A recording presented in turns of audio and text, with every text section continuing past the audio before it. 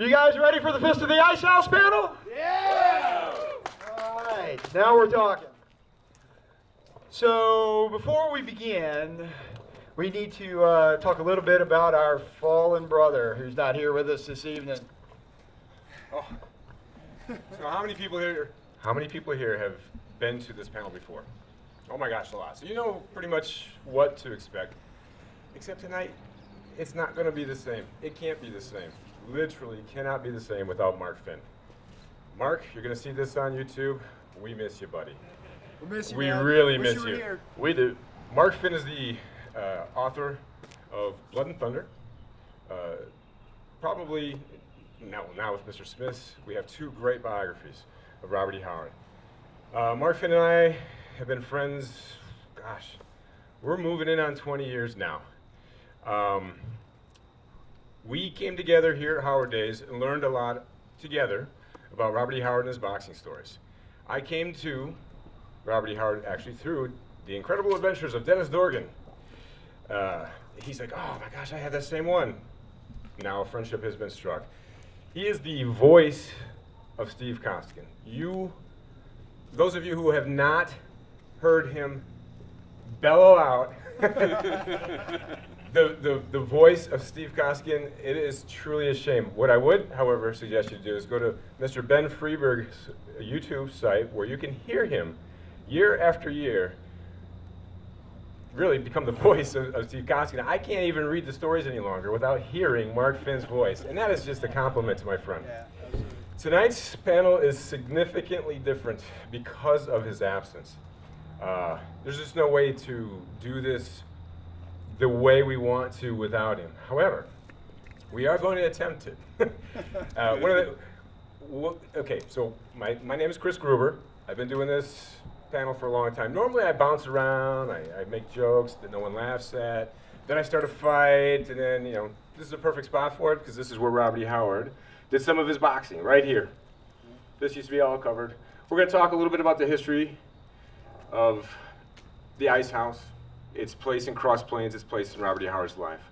Jeff Shanks here to my left, archaeologist and a cult, what would you call yourself, was it a cult archaeologist? What was it that you called yourself? Pop culture archaeologist? Nah, okay, well, it was a cult. A cult archaeologist sounds way cooler, right? You know. Yeah. I dig up eldritch horrors, you know, that kind of thing. And all the way from France is Patrice Louinet. Yeah, you pronounce it right. I've been working on it all day. Patrice is going to help Jeff talk about the history, talk about the things with regard to publishing these great stories. This is also a significant date. Not only was it 30 years of Project Pride, it is 90 years since the first story, Stephen Costigan's story, was published. July 1929, Pit of the Serpent. Oh, did you look it up? July 1929. Yeah. Came out in June. It did come out in June. We had a nice little discussion last night. 90 years. So we're going to have a panel tomorrow where we talk more in depth about the stories. But what we're going to talk about right now is Robert E. Howard's visceral experience with boxing. Rough and tumble, right here. Maybe not these particular squares of cement, but this is the square footage in which he his friends, oil field workers, farmers, cops, would come for a variety of reasons, which we'll learn in a moment. So, the first thing we're going to do is what we have here it's a special whiskey from France for our esteemed gentleman. We're gonna start out. There's a poem that Robert E. Howard wrote, and he wrote quite a few boxing poems. This one's called John L. Sullivan. And when I first read it, I'm like, man, this is like a drinking poem. So we're gonna very lightly sip a little bit of whiskey. We're gonna punctuate each portion of the poem. This is our way of kind of pouring one out for Mark Finn in his absence. So bear with us. This is a little bit off format. Did you Hopefully guys have see some Drunk fun. History? Right? Drunk History? This is perfect, yeah. This might be what that looks like. We have no idea where this is going to go, so we'll just have to play this by ear. Grab one. All right, now we're talking. Grab one. And yeah. Thank you. All right. Okay, well, I'll have to hold off. All right, so I'm this gonna- is dedicated to our brother Mark Finn, who's not here. Mark, this one's for you. Yep. All right. This one to you. All right. Go over here. All right. I'm going to try to read in the dark. Here, hang on. See, I don't have Hang on, I got his vocals. He doesn't even need a microphone, Mark. So this, again, is titled John L. Sullivan. So there's 6 stanzas to it, and each one ends a certain way. Later on tonight, I encourage you all, in one, whether it's a water or a soda or adult beverage. Oh, thank you, sir. Bellowing, blustering old John L., fearing nothing between sky and hell. Rushing, roaring, swinging his right, smashing, crashing, forcing the fight. Battering foes until they fell. Tilt your glasses to old John L. Hey. There's more to it. We'll get to it. All right. But it always ends the same way.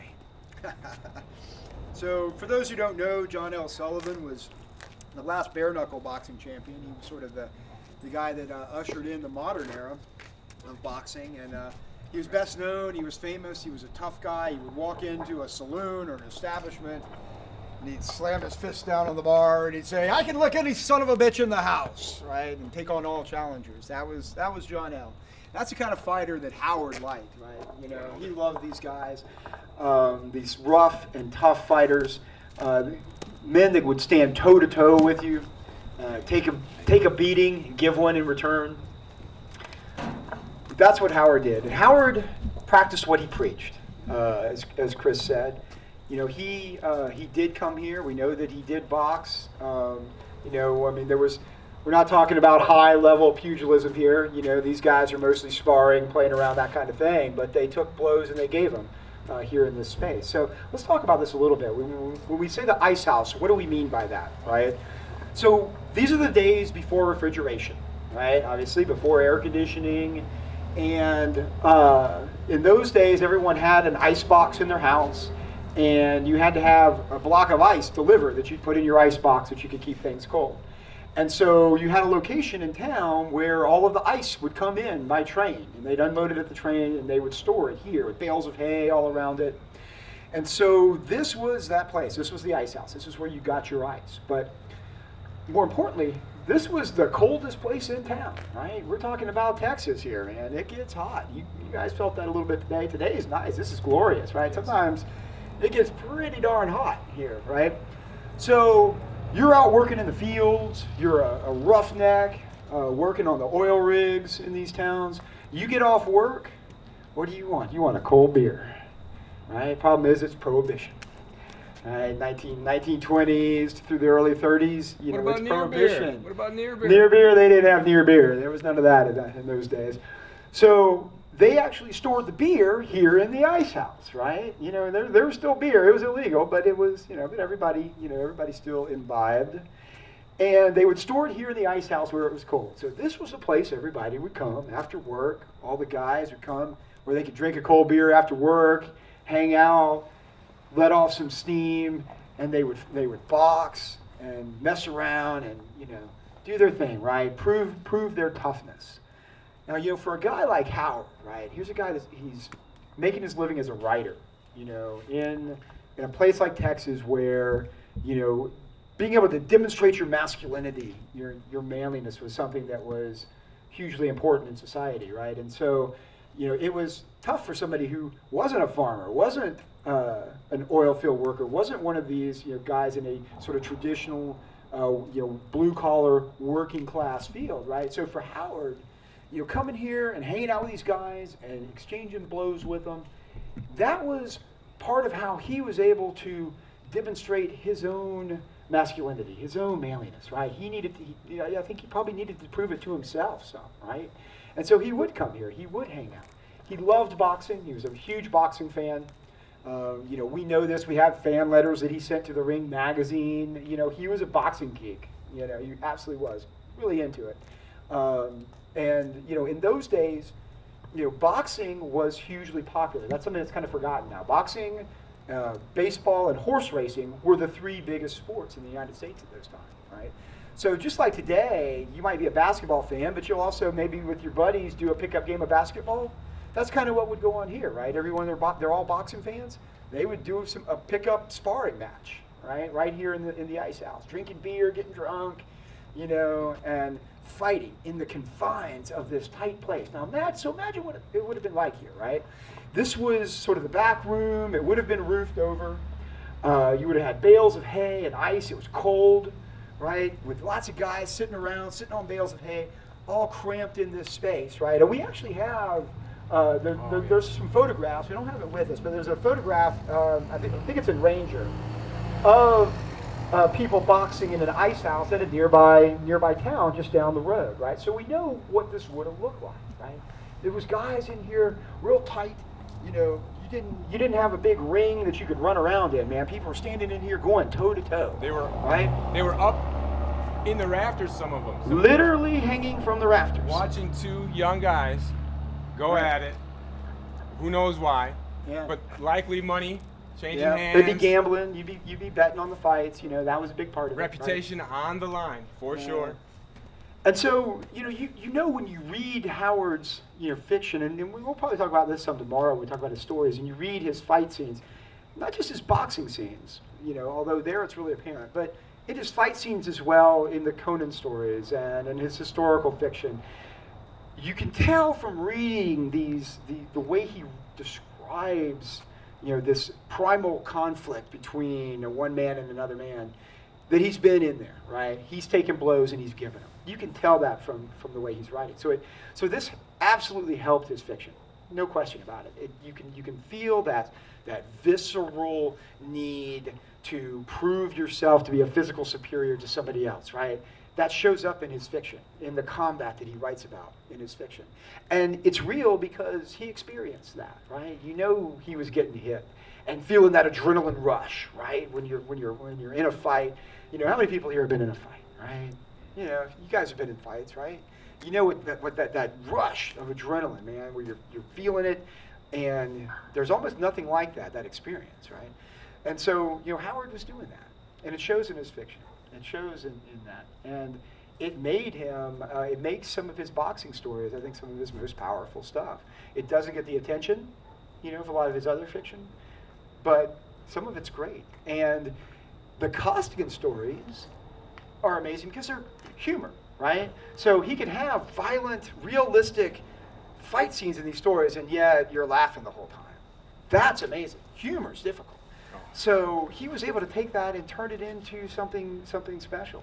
And for Howard, he was struggling as a writer in the 20s, trying to get published, and it really was finally the Sailor Steve Costigan stories that really helped him break through and have a regular income. So, tell you what, why don't we read another stanza and have another shot, and Patrice can tell us about fight stories and Sailor Steve Costigan. Yeah, all right. Absolutely. Ready? Yep. Can you read it? Yeah. I can see. Mitchell he knocked from the ring clear out. Drop Kilrain with a single clout. Laughlin he beat, and Burke he flayed. Knocked out the Maori giant Slade. Packed in each fist, damnation in hell. Tilt your glasses to old John L. All right. What I really like about this poem, especially that stanza right there, all those names, those are real people. Yeah. They're all real people. They're legends of the time. Charlie Mitchell, he fought in France. Charlie Mitchell was also the second and manager of Yeah, that's right. of Sullivan. Sullivan, yeah. To Joel John L. Old John L. Tilt your glass. All right. So Patrice. So the very first issue of Fight Stories came out 90 years ago to the day in June 1929, and was cover dated July 1929. And you would think that Howard, being a commercial writer, only started writing boxing stories at that time. It's not true.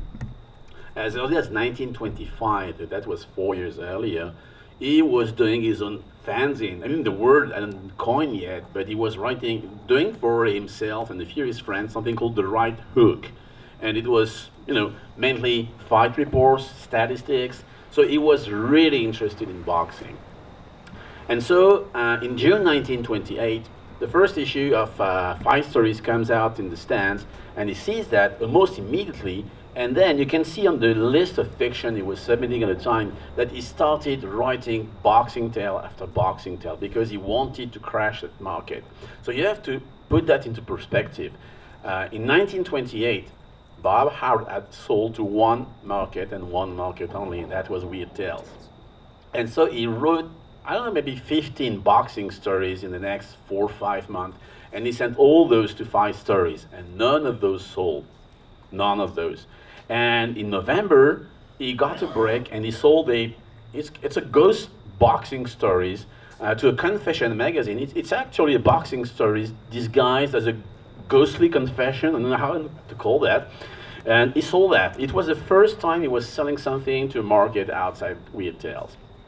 And one day, he hits the right formula with 5 stories, and he writes Peter the Serpent, which is the very first published Steve Costigan story. And this got published in the July 1929 issue, as I said earlier. And then he waited maybe 4, 5, 6 weeks, and then he started writing Costigan story after Costigan story. If you think that Conan is his most prolific character, think again. He wrote over 35 Steve Costigan or Dennis Dorgan, who is the same character stories. And he wrote those stories right up until he died. So the very first one is from 1929, and the last one is from 1936. So he was writing boxing stories until the end. And when 5 stories went under in 1932, he couldn't write boxing fiction anymore because there was no market. But then 1 year later, he took an agent and he started writing Steve Costigan stories again in the hope of placing them to other markets. Some Costigan stories landed in a mag called Magic Carpet Magazine or Oriental Stories. So what he did, he wrote boxing stories with Steve Costigan, except that the locale was Eastern. So they would take place in Hong Kong or in Saigon or wherever, an Oriental locale. So that was his excuse for calling them Oriental stories. In 1934, Jack Dempsey, and Jack Dempsey was his idol. And there was this new pulp magazine out on the stands called Jack Dempsey's Fight Magazine. And Bob Howard was thrilled to send those stories to be published in that magazine. And the magazine only lasted 3 issues, and he had a story in all of those. So yeah, he was writing boxing stories because he loved those. And well, until 1936. I mean, the last one was in Dime Sport, and it was published in June 1936, and he died that same month. All right. I want to add a little bit to that. The stories themselves are exceptionally bloody. They're no more bloody than a Conan or a Kull or a Solomon Kane or Bram McMorn. They're not more bloody. What it is, though, is because they're set in a real universe. We'll talk about this tomorrow, too. They're set in a place where the blood and brutality seems out of place to modern readers. Like a tall tale. It's just too much. It seems almost absurd how much gore is spilled. However, back in the I read in 1905 to 1915, there were several battles. You know, they weren't televised because television wasn't around. However, movies were made of them. So there was a person named Batlin Rourke, and he fought a guy named Ad Wolgast. So these two guys were noted for their Iron Man-like qualities, the very things that Robert E. Howard esteemed most in his boxers. These guys fought for 45 rounds. And there's been other fights that were longer, but these two guys, their whole thing was, I can take it. I can take it for 10 rounds. I can take it for 15, 20. I'm going to wear you down. The amount of gore spilled seems almost comic, but it really happened. Howard was, as Patrice noted, he was keeping records. He would esteem each boxer by weight. He would say their name, who they fought, what their best punch was, what their weakness was. And then he would pepper his own characters into the list. And in the stories, he would do the same thing. So he would then, in the story, reference real boxers. There's a verisimilitude that just can't be ignored throughout these stories. And we're talking, again, most of his career. And what he saw physically, he used to take these, hitchhike with his buddies as far as San Antonio, I think, to watch fights. To watch fights. And the things he would write to his friends, oh, this is what I saw. These are the things I saw. I couldn't believe it. These real life events popped up in his fiction. But he would, of course, Robert E. Howardize it, make it even more glorious in the telling. And these guys really could take it, though. And he had real life examples. he took it upon himself to work out, get to a point where he was going to be taken seriously as a man. That's how he put it. He also decided he was going to become a boxer. I don't mean like he was going to be a professional boxer, although he lamented often what he would really rather be in life. I want to be a boxer. I want to be a boxer. He didn't say champion. I want to be a boxer. That's what he wanted, and he said it on more than one occasion in his letters. This really comes to the heart of why we're here tonight. We'll talk about other things tomorrow, but why we're here is because it was here where he had to prove it. Now, he rough and tumble in the letters, rough and tumble at friends' houses, right over there. Imagine walking, 1924-ish, walking this half mile over here, bobbing and weaving, throwing jabs, getting ready, not sure who you're going to roll with. Coming in through the door, it's all smoky, it's cold, as Jeff said. People are, oh, there's Doc Howard's boy. He's a writer. Yeah, the people would say he was shadow boxing as he was walking, climbing the wrist. Describe that. So as he says, he's shadow boxing down the street. He's thinking of stories, but he's also preparing himself for what's about to happen. What's about to happen is, well, he's either going to prove him wrong, he's going to be a man, or he's not. There's a lot of, sure, this is a small town, but no matter where you're from, you're always putting yourself up against that other guy, that other gal. You always want to be, somebody in one way, shape, or form or other. In the stories, he pops up himself in different characters, but he pops up everywhere. And these things that you read, they seem so funny. For instance, when there's a boxer in one of the stories, he squares off against the ring post, right? And he starts slugging the ring post, and everybody in the crowd's laughing. The way he tells the story, it's beautiful, it's funny, it's hilarious, but it really happened. It happened, and he talks about the fight that he saw, okay? Somebody was taking a beating so bad that they got spun around and they started hitting, the turnbuckle. And people were laughing, roaring. They were, it was absurd, but it was funny. He took that, used it as an element in his story. He also saw somebody do it himself. He had Costigan do it. These kinds of allusions to real life pop up throughout, not just the Costigan stories, really the boxing stories in general. And one of the things that made them so popular with the public is that he's dropping references that real nuanced boxing fans will understand. They'll recognize a certain name or a description of a fighter. Man, that's got to be Fitzsimmons. Oh, that's got to be Dempsey. That's got to be. And he knew his market. He really knew this market. There are 4 volumes that we put together. 4 volumes of just boxing stories and poems. We didn't even put the letters that mentioned boxing. I collected a book, basically, of letters that just talks about boxing to his friends, his professional peers. So I just wanted to point out the idea that gore spilled, it's too much, it's comedic, you need to go back, go onto YouTube, check out some of these fights and look for yourself. It was amazing, the punishment that these men, and they didn't have what they call the big, mufflers, the big gloves. These are little strips of leather put over their fists, and they're fighting for 45 rounds trying to outdo each other. The sheer savagery, it would actually change the shape of some of the people's faces. And he saw this. He paid his good money.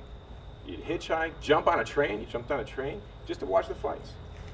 And it was right here, though, where, in fact, I'll tell you one little quick story that involves here. He was coming down here. I talked to you about Ethel Sims. She told a story about how her husband and the whole town went over to Higginbotham's over there and listened to a fight. And it was, I think it was Dempsey Carpentier. They're all packed over there, and he comes walking up. He's swinging his fists, and he's shouting out whatever story was in his head. He was pumped. She remembers it. She was about, I think, 8 years older or younger than him, something like that. He was thinking boxing 24/7. And she mentioned this place. Oh yeah, they used to go down there. No, she didn't say they boxed. That's not what she said. She says, oh, they did their boy things. Whatever those boy things might have been here. But we know now from letters, allusions, and other letters. So we're gonna go to the next one? Yeah, let's do it. Let's take another. Let's do another stanza. What do you think? All right. That's right. Exactly. I'm gonna stand over I here. feel like the great John L. needs to be saluted one more time here. Old John L. is in town today. He's hitting it down the Great White Way. Look at his swallowtail coat, silk hat, mustache too. Say, he's on a bat, living it in. That you can tell. Tilt your glass to old John L. John L. As the night goes on, please feel free to just shout it out. So, let's talk a little bit. We're talking about Howard's knowledge, right, and how he's putting it into the stories. His knowledge of fighting, and a good example. Patrice mentioned Pit of the Serpent, the first Costigan story. Now, in that story, Costigan ends up not in a traditional boxing match, but he ends up fighting inside a pit in an illegal bare knuckle match, basically. And Howard describes being in the tight confines of this pit, right? And they're in there and they're fighting, and their elbows are scraping on the concrete sides of this pit, and it's almost like fighting in a swimming pool, right? That's the idea here. And you see that, you read this scene, and what that makes me think of is this right here, right? I mean, he's talking about the fighting in a phone booth almost, right? That kind of feel. So he's taking these things, he's putting them in his stories. Howard was really knowledgeable about not just boxing, but fighting and different styles of fighting as well. At least as knowledgeable as someone you could expect anyone to be in the early 20th century. And we see that in his stories. It wasn't just boxing that he knew about. He understood wrestling. He had some concept of martial arts, which, in those days, Asian martial arts was jiu-jitsu. That was about the only thing that was around, and that was exposed to Americans. Karate wouldn't become a popular thing until after World War II. You had savate, French, French kickboxing essentially was popular at the time in the early 20th century.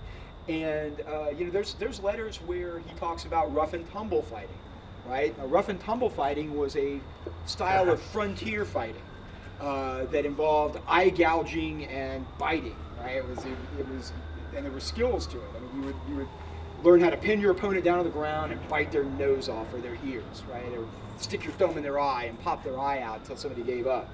That's where our term rough and tumble comes from, that rough and tumble fighting.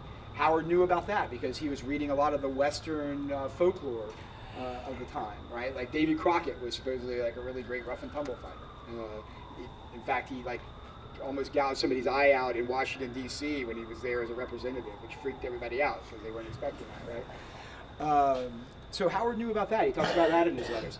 He talks about professional wrestling in one of his letters, which is great because this is in the 1920s, right? So by the 1920s, professional wrestling was already becoming worked, becoming fake, right? But that the general public didn't really know that yet.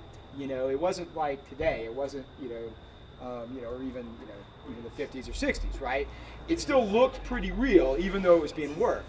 Howard writes in his letters about wrestling already being fake and being worked, there in the 1920s. The Great Money Ring. Yeah, I mean, he understood, he could tell what was going on. He would see that, those guys are just working. That's not, You can see that in the stories in Iron Man. He had knows these that. things, right? Blue River Blues as well. And Blue River Blues, one of my favorite Costigan stories is one that wasn't published in his lifetime. It was finally just published in the Fight Stories collection. May have been one of the first major publications of it. It was published in a couple of smaller places. Hard-Fisted Cinnamon. And in this story, Steve Costigan ends up fighting in mixed rules fights, right? What we would call MMA today. He fights 3 fights in a row. First, he fights a French savate fighter. Then he fights a guy from Southeast Asia who's a jiu-jitsu expert. And then he fights another boxer, all in a row. And Howard shows a really good knowledge of the different styles of fighting and how they would mix up with boxing, right? This is a story being written in the 1920s, and he's talking about MMA, right, which didn't become popular here in the States until the 90s. So, he really knew what was going on. I actually think I tracked down an article in the Ring magazine in 1922 when Ring magazine first came out that describes these kind of mixed fights taking place in the Philippines and in Hawaii. And so Howard probably read that article, and that gave him the idea for it. But it shows, he had a fascination for understanding fighting, right? Human chess, right? How one man, the ways that one man can fight another man just using his natural tools, right? And, he got that. He got that, at least in an intellectual way. And to some degree, here in this ice house, you know, he got that in an empirical way, experiencing it himself.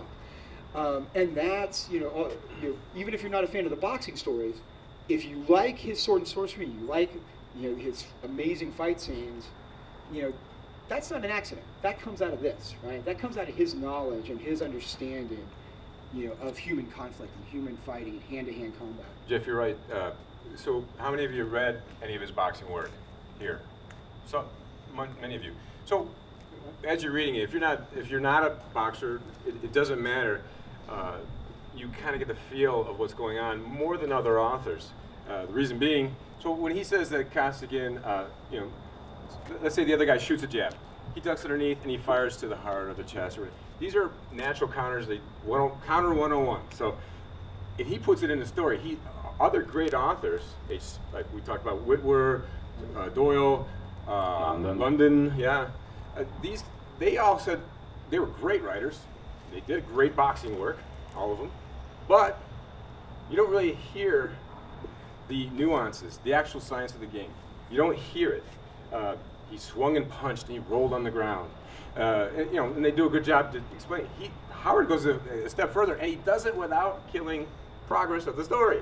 It just keeps rolling along like a freight train, and you get caught up. And those 10 to 15 pages are gone in a flash, like 20, 30 minutes. You're just done. Yeah, you can see the blood and smell the sweat. Yeah, that's right. For better or for worse. Well, and he's right though. It's visceral. But the other thing is, so here they are. They're real, right? If it feels real, and if you've done any kind of sparring, you'll know it's real. You're like, oh wow, he's talking about a hook off the jab. He's doubling up on this punch, and then he also talks about the, you know, after round by round by round. Now we're starting to understand each boxer's strength and weakness. And for Costigan and most of his boxing stories, their strength is, well, their Iron Man capabilities, their ability to go 40 rounds and take punishment and keep going. While the other guy's usually a scientific fighter. He's backpedaling, he's moving, and you just get caught up in this miniature version of barbarism versus civilization, basically. That's exactly right. You know? And you start to realize, boy, these stories are connected not just to boxing, a subject, which was dear to his heart. They're connected to everything he's writing. It's just another expression, another modern expression. And that is, that humor. This is a pretty potent concoction, really. You know, to be able to do it over and over, as you were pointing out last time. Why don't you tell him how he could just rattle things off based on requests? About what? How he could rattle off a new story. Yes, on request. Quickly on request. Yes, because one time, yeah, and he was sending this story to Fiction House, to 5 stories, and the guy said, no, I don't want to take that story. Why don't you write this story instead? And the guy suggests the whole plot is cultured cauliflowers. Cultured cauliflowers, yes. And so what he did, he followed exactly the suggestion of the editor, and he sent the story exactly the way it had been suggested to him. And of course, the story got rejected. I don't want that. Anyway. There was a point I wanted to make earlier, but up to the Steve Costigan stories, what we have to remember is that Bob Howard was writing about ghosts and vampires and fantasy. He was writing about stuff that doesn't exist. And for the first time with the boxing stories, he was writing about stuff he experienced, he really knew about. So that made a difference. It gave those stories a ring of authenticity. Oh yeah. Why don't we, unless we have anything else to add, why don't we pitch it out to the crowd for questions? And we'll wrap We'll it finish up the John L. Sullivan poem as well. Yeah, I'll just rattle it off after that. So any questions from, oh, there's one right there, Indy. We've seen a number of photographs of Howard in his boxing in his tighty whities, standing in his fighting pose. Yes. How would you describe what you can see from his fighting poses? What style of boxer Howard might have been? So when he was younger, the early photos are basically Old English. So it's the stand up, and the reason why they stood up that way. You hear a lot of people talk about boxing like, wow, that's stupid. Why would you stand like that? He's going to throw a jab right over the top of that hand, or he's going to knock it down across and throw across. Back then, so he was a student of the game, and I don't mean the game just when he fought. We're going back a couple hundred years to when they were basically rough and tumble fighting. Right, yeah. So before the Marquis of Queensberry rules, there was a Leonard Prize ring rules. What was the other one? Broughton's rules before that. Broughton's, Jack yeah. Broughton's rules. So they were allowed to throw, hit. So you were in this stance right here because you want to bat down, Right. right? You want to bat down their hands so that you can close distance, and then you're going to basically grapple and Right. throw. You were allowed to tie up. You could hold in those old rules. So he's that's sliding what on a jab in the picture you're talking about, right? Like this. And he's also very young.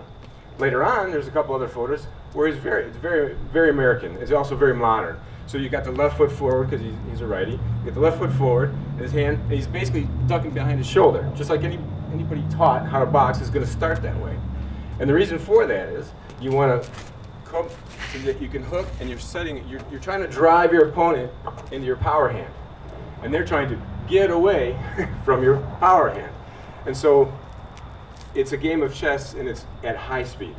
One of the beautiful things about fighting in general, professional fighting that is the mind working in perfect unity. I mean, with the body. I mean, at just lightning speed, things are happening. They're thinking ahead at speeds that you just wouldn't believe until you go in there for 6 to 8 months and you spar and you learn from somebody that knows what they're doing. And all the little things they're doing and the feints. Sometimes you see a guy, he's just hitting him, he's just touching him, right? And you're like, why doesn't he just hit him hard? He wants to see what he's going to do back. Because if he goes in there trying for the kill, he's going to get countered, likely, if it's another professional athlete. This is in the stories, too, which makes it, for somebody like me, I kickboxed back in the 90s, I love this. I mean, I see it, I can feel it, I can hear it, I can probably close my eyes and know what's going to happen next. Except that I was never as funny as Bob Howard.